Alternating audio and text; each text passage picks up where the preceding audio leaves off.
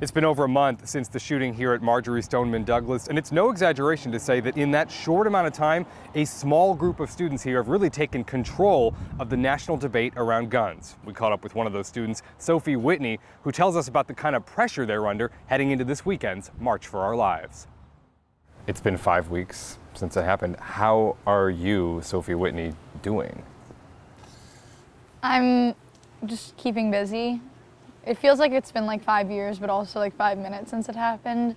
But I think like focusing on the march and focusing on getting people like excited to go and excited to speak out has really helped.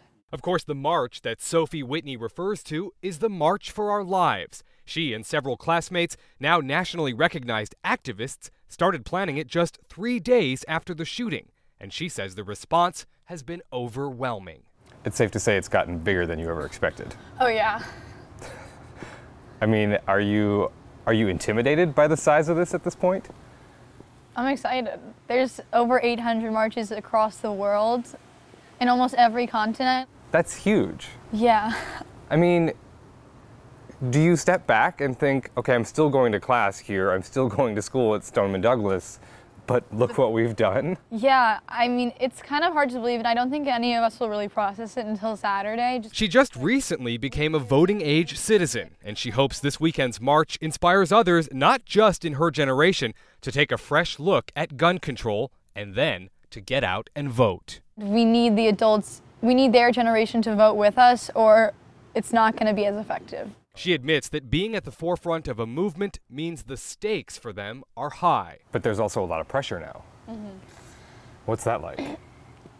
It's a little hard, but I feel like we need it to keep going. And I think a lot of the pressure is put on by ourselves because we feel so strongly about what we're doing and we aren't going to rest until what we want is accomplished. But through it all, she is still just in high school. What's it like to try to be a student, but also be an activist?